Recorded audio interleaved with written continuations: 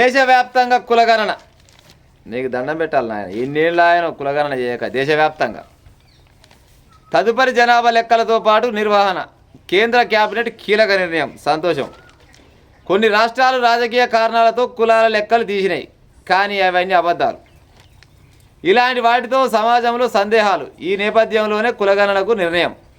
దేశంలో సామాజిక ఐక్యత దెబ్బతినకుండా ఉండాలన్న లక్ష్యమే ఇందుకు కారణం. సంతోషం. కులగణనకు కాంగ్రెస్ తొలి నుంచే వ్యతిరేకం. వాము మేము జరిపే జన కులగణనలో దేశం పటిష్టం ఉంటుంది. బీజేపీ వాళ్ళు అంటారు ముచ్చట. ఇంకేం చెప్పుకోవచ్చు, గీడిని ఖాయమని ముచ్చట చెప్పేటోడు. ఏ వర్గాన్ని ఒప్పించకుండా 10% ఈడబ్ల్యూఎస్ కోటాను తీసుకొచ్చాం, కేంద్ర సమాచార మంత్రి చెప్తుండు. అవునా?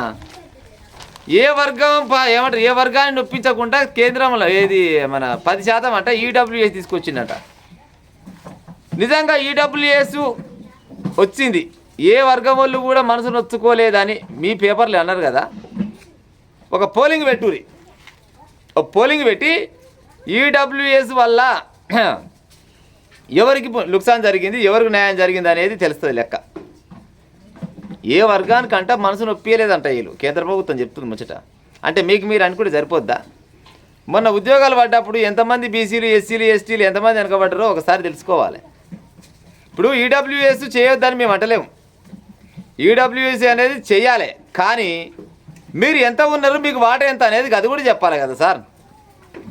మీ స్వార్థాల కోసం పెంచి రాదు, అందరికీ ఎరుకున్న ముచ్చటే చెప్పాలి. చెప్తే ఒకవేళ కొంతమంది అలా కూడా ఏది ఈడబ్ల్యూఎస్ పోయినామంటే అలా కూడా పేదోళ్ళు ఉన్నారు, ఆ పేదోళ్ళ కోసం చేసినామని చెప్తే అదో లెక్క. కానీ ఏ వర్గానికి సంబంధించిన వాళ్ళకు కూడా మనసు నొచ్చుకోకుండా ఈడబ్ల్యూఎస్ తీసుకొచ్చినాం అనేది అది అక్షరాల తప్పు.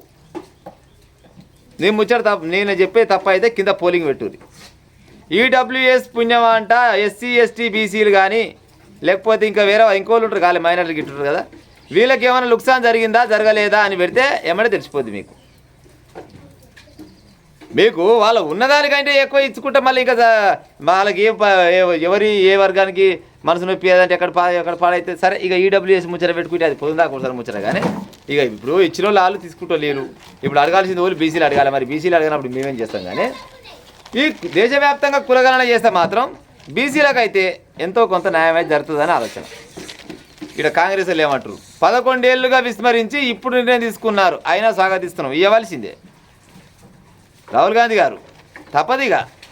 తెలంగాణ చేసింది దేశం మొత్తం అనుసరిస్తుంది. ఇది రాహుల్ గాంధీ ఆలోచన.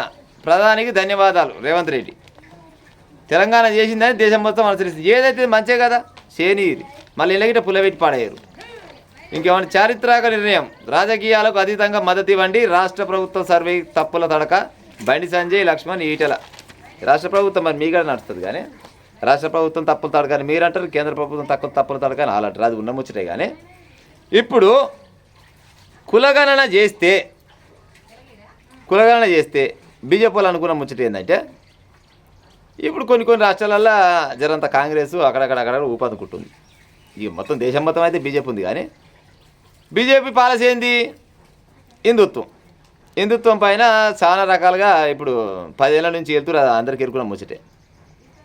ఇక హిందుత్వం జోలికి అయితే మేము పోయేటట్లేదు, ఇప్పుడు దానికి వచ్చే కాలం లేదు. ఏం చేయాలని కాంగ్రెస్ వాళ్ళు ఏం ప్లాన్ చేసిరు?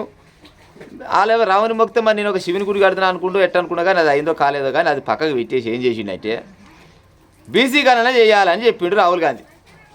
దేశవ్యాప్తంగా ఉన్న బీసీలు కులగణన మొత్తం చేస్తే వాళ్ళకు అన్ని రంగాలలో వాళ్ళకు కూడా న్యాయం జరుగుతుంది. న్యాయం జరిగితే ఎవరు చేసిరికి ఇదంటే ఫలాని కాంగ్రెస్ వాళ్ళు ఆదివారం జరిగింది అనే ఉద్దేశంతో రేపన్నా రోడ్లు పడతాయి, దేశవ్యాప్తంగా చక్రం తిప్పొచ్చు అనే ఉద్దేశంతో, సరే తన ఆలోచన తనకున్నా కానీ జనాలకు న్యాయం జరుగుతున్న ఉద్దేశంతో ఆయన అయితే విట్టిన ముచ్చట అందరికి ఎరుకున్న ముచ్చటే. ఇప్పుడు బీజేపీ వాళ్ళు ఏం చేస్తారంటే ఇక దేవుని ముచ్చట పక్కకు పెట్టి, హిందుత్వం ముచ్చట పక్కకు పెట్టి, మేము కూడా ఏది కులగణన చేస్తే మాకు కూడా పేరు వస్తుంది కదా. సరే మీకు ఎవరికైనా పేరు రావచ్చు, మీరు రాజకీయంగా నువ్వే పేరు రప్పించుకో, ఆయనకే పేరు రప్పించుకో, లేకపోతే మీరే రాజకీయంగా సీట్ ఎక్కురు, వాళ్ళని ఎక్కురు, మాకు సంబంధం లేని విషయం. జనాలకు మంచి జరిగితే చాలు, దీనికి కూడా అడ్డుపడే ఉపాయం అయితే చేయకూడదు. విన్నారా? ఇప్పుడు ఏది తెలంగాణ మొత్తంలో ఎంతమంది బీసీలు ఉన్నారు, ఎంతమంది ఓసీలు ఉన్నారు, ఎంతమంది ఎస్సీలు ఉన్నారు, ఇట్లా మొన్న చేసిరో సరే ఇది కొద్దిగా తప్పుల తడక జరిగింది అన్నారు కదా, దాన్ని కూడా సవరించి ఉపాయం చేస్తారు. కానీ దేశవ్యాప్తంగా ఉన్న బీసీలందరికీ ఎస్సీలందరికీ ఎస్టీలందరికీ ఓసీలందరికీ ఎవరి లెక్కలు వాళ్ళకి తేల్చేసే మొగోడు ఎవడన్నా ఉన్నాడా ఈ భారతదేశంలో? ఒకవేళ ఉంటే రేపటి నాడు కూడా ప్రధానమంత్రిని కూడా కాబోయే ప్రధానమంత్రి ఇప్పుడున్న ప్రధానమంత్రి బీసీనా ఎస్సీనా ఎస్టీనా రెడ్డినా నేను చెప్ప, అది అనవసరం విషయం. కానీ గతంలో కూడా రేపు జరగబోయే దాంట్లో కూడా రేపు రాబోయే రోజుల్లో కూడా మరి బీసీలకు అన్ని రంగాలల్లో వీళ్ళకు అవకాశాలు కల్పిస్తారా? గట కల్పిస్తే చేయొచ్చు, బరాబర్గా చేయొచ్చు. ఈ భారతదేశానికి ప్రధానమంత్రిని కూడా బీసీఏ చేయాలి. అట్లా ఇంకా ఎన్ని రకాలు ఇప్పుడు ఎట్టయినా అనుకో, కొంతమంది ఏమంటారంటే నరేంద్ర మోడీ బీసీ కాదా అంటారు. మళ్ళీ కొంతమంది ఏమంటారంటే నరేంద్ర మోడీ బీసీ ఎందుకు, ఆయన కన్వర్టెడ్ బీసీ అని కుదరటారు. సరే ఇక ఆయన ఆధార్ కార్డు తీసుకురా, ఆయన కులం సర్టిఫికేట్ ఆదాయం సర్టిఫికేట్ తీసుకురా, నేనేమంటాను కాదు. కానీ మీరు కులగణన చేయడం అది అందరికీ మంచిదే.